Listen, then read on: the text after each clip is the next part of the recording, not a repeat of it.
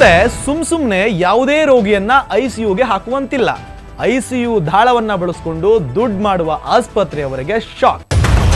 ಇನ್ನು ಮುಂದೆ ಸಂಬಂಧಿಗಳು ಒಪ್ಪದಿದ್ರು ಕೂಡ ಐಸಿಯು ರೀಸನ್ಗೆ ಫೋರ್ಸ್ ಮಾಡುವಂತಿಲ್ಲ. ನೀವು ನೋಡ್ತಾ ಇದ್ದೀರಾ ಅಶ್ವವೇಗ ವಿಶೇಷ ಕಾರ್ಯಕ್ರಮ ಫೋರ್ಸ್ ಇಲ್ಲ. ನಾನು ರೋಹಿತ್. ಹಾಸ್ಪಿಟಲ್ ಅಂದ್ರೆ ಜನ ಇವತ್ತು ದುಡ್ಡು ಕೀಳುವ ಜಾಗ ಅಂತಾರೆ. ಅಷ್ಟರ ಮಟ್ಟಿಗೆ ಆಸ್ಪತ್ರೆ ಮತ್ತು ಅಲ್ಲಿನ ವಾತಾವರಣ ಜನರನ್ನ ನಿದ್ದೆಗೆಡಿಸಿದೆ. ಅಕಸ್ಮಾತ್ ಆಗಿಯೇ ಅಪಘಾತ ಆಗುವಂಥದ್ದು, ಆರೋಗ್ಯ ಹದಗೆಡುವಂಥದ್ದು. ಆದ್ರೆ ಅಂತಹ ಸಂದರ್ಭದಲ್ಲೇ ಎಷ್ಟಾಗುತ್ತೋ ಅಷ್ಟು ಹಣ ಕೀಳುವ ಆಸ್ಪತ್ರೆಗಳು ಐಸಿಯು ಅನ್ನುವ ದಾಳವನ್ನು ಹಿಡ್ಕೊಂಡು ಹಣವನ್ನ ಮಾಡೋ ಕೆಲಸವನ್ನ ಮಾಡ್ತಾರೆ. ಆದ್ರೆ ಈಗ ಅಂತಹ ಕೂಗಿಗೆ ಬ್ರೇಕ್ ಬಿದ್ದಿದೆ. ಏನದು ಈ ಸ್ಟೋರಿಯಲ್ಲಿದೆ, ನೀವೇ ನೋಡಿ. ವೈದ್ಯೋ ನಾರಾಯಣ ಹರಿ ಅಂತಾರೆ. ಆಸ್ಪತ್ರೆಗಳನ್ನ ಜನ ದೇವರ ಸ್ಥಾನ ಎಂದೇ ನಂಬಿದ್ದಾರೆ. ಆದ್ರೆ ಅಲ್ಲಾಗುವ ದಂಧೆಗಳಿಂದ ಜನ ರೋಸಿ ಹೋಗಿದ್ದಾರೆ. ಬೇಕಾಬಿಟ್ಟಿ ಪಡೆಯುವ ಹಣ, ನಿರ್ಲಕ್ಷ್ಯ, ಹೀಗೆ ಕೇಳುವಷ್ಟು ದುಡ್ಡನ್ನ ಕೊಟ್ಟರೂ ಕೂಡ ಚಿಕಿತ್ಸೆ ಪಡೆಯುವ ಜನಗಳ ಹೆಣಗಳ ರಾಶಿ ಆಸ್ಪತ್ರೆಯ ಮುಂದಿವೆ. ಸತ್ತ ಹೆಣಗಳನ್ನ ಐಸಿಯುನಲ್ಲಿ ಇಟ್ಕೊಂಡು ಹಣ ಮಾಡುವ ಕೆಲಸಕ್ಕೆ ಆಸ್ಪತ್ರೆಗಳು ಮುಂದಾಗ್ತವೆ ಅನ್ನೋದನ್ನು ಕೂಡ ಕೇಳಿದ್ದೀವಿ. ಅಥವಾ ಬಿಲ್ ಕಟ್ಟದೆ ಹೆಣವನ್ನು ಕೂಡ ಪಡೆಯುವಂತಿಲ್ಲ ಅನ್ನೋ ಮಾತನ್ನು ಕೂಡ ಆಸ್ಪತ್ರೆಯವರು ಎಷ್ಟೋ ಬಾರಿ ಹೇಳಿಬಿಡ್ತಾರೆ. ಕೆಲವೊಮ್ಮೆ ಆರೋಗ್ಯದಲ್ಲಿ ಅತಿಯಾದ ಏರುಪೇರಾದಾಗ ವೈದ್ಯರು ಸರಿಯಾಗಿ ಗಮನಿಸದೆ ನಿರ್ಲಕ್ಷ್ಯದಿಂದ ಐಸಿಯು ಅನ್ನುವ ದಾಳವನ್ನ ಬಳಸಿ ಐಸಿಯುಗೆ ಅಡ್ಮಿಟ್ ಮಾಡಿ ಕೈ ತೊಳೆದುಕೊಂಡು ಬಿಡ್ತಾರೆ. ಮುಂದಾಗೋದೆಲ್ಲ ಊಹೆ ಮಾಡುವಂಥದ್ದಲ್ಲ. ಯಾಕಂದ್ರೆ ಐಸಿಯುನೊಳಗೆ ಹೋಗುವ 100% ವಾಪಸ್ ಬರುವವರ ಪ್ರಮಾಣ ಅರ್ಧಕ್ಕಿಂತಲೂ ಕಡಿಮೆ ಇರುತ್ತೆ. ಅರೆ ಚೆನ್ನಾಗಿದ್ನಲ್ಲೋ ಮಾರಾಯ ಅಂದ್ರೆ ಹಣ ಕಟ್ಟಿ ಹೆಣ ಪಡೆಯಿರಿ ಅನ್ನುವ ಏಕ್ದಮ್ ಸ್ಲೋಗನ್ ಆಸ್ಪತ್ರೆಯಲ್ಲಿ ರೂಢಿಯಾಗಿದೆ.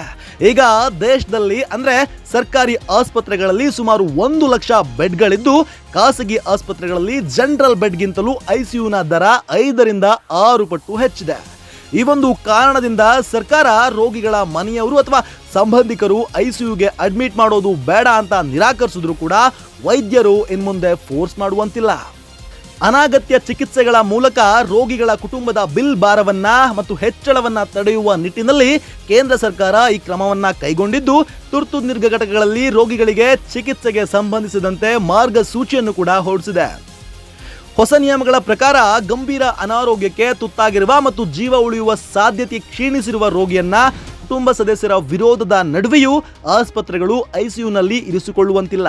ಅಲ್ಲದೆ ರೋಗಿಗಳು ಸಂಬಂಧಿಕರು ಒಪ್ಪದಿದ್ರೂ ಕೂಡ ವಿವಿಧ ನೆಪವೊಡ್ಡಿ ಸುಖಾಸುಮ್ಮನೆ ತುರ್ತು ನಿರ್ಘಟಕಕ್ಕೆ ರೋಗಿಗಳನ್ನ ದಾಖಲಿಸಿಕೊಳ್ಳುವಂತಿಲ್ಲ. ಮತ್ತು ಯಾವ ಸಂದರ್ಭದಲ್ಲಿ ಐಸಿಯುಗೆ ಅಡ್ಮಿಟ್ ಮಾಡಬೇಕು ಅನ್ನೋದನ್ನು ಕೂಡ 24 ಜನರನ್ನ ಒಳಗೊಂಡ ತಜ್ಞರ ಸಮೂಹ ತಿಳಿಸಿದೆ.